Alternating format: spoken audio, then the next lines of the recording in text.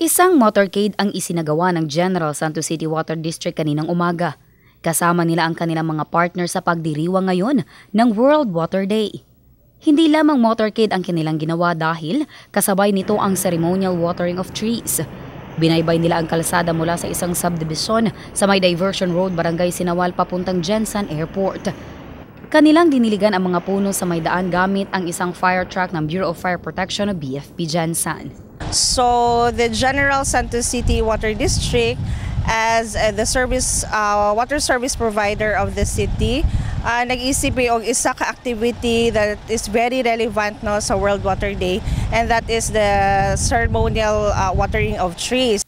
Sabi ng isang residente sa nasabing lugar na hindi nila nakita ang fire truck at baka walang epekto kung isang beses lamang itong gagawin. Sa balay gani nga adlaw gani minagadilig nalaya mo gayamong tanom sa kainit. Nanagod pila ta karon 38, butang nimo 38 na lang. Grabe kay kainit. Nya pagdiligan nimo nagkaisa wala gyapon.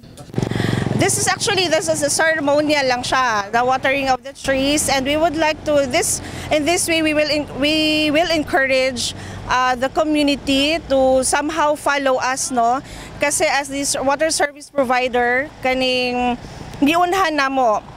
Dagdag pa ng Jensan Water District, hindi nila inakalang kukulangin ang tubig ng fire truck kaya't hindi pa sila nangangalahati na wala na ng tubig sa ceremonial watering of trees. Unfortunately, nahutdan tag water but mag-refill sila after this. Mag-refill sila and they will continue the watering of the trees. Pero pagkatapos makakuha ulit ng tubig ang fire truck, bumalik ito at ipinagpatuloy ang pagdidilig ng mga puno. Paliwanag ng Water District na dahil sa El Nino na nararanasan ngayon ng Jensan, pinili nila na sa Diversion Road papuntang airport gawin ang programa. Malapit na umanong mamatay ang mga palm trees dito. Hiling naman nila na sana ugaliin ng publiko ang pagdidilig, lalo na ngayong tag-init. Kaning maagian, specifically katong going to the airport, katong mga palm trees nato dito withered na masyado ang mga palm trees no. So mo ni siya nga area ang amo ang gipili. Nanawagan naman sila na sana maging masinop ang publiko sa paggamit ng tubig dahil kahit na hindi pa nagkukulang ngayon ang supply, baka kalaunan kulangin din.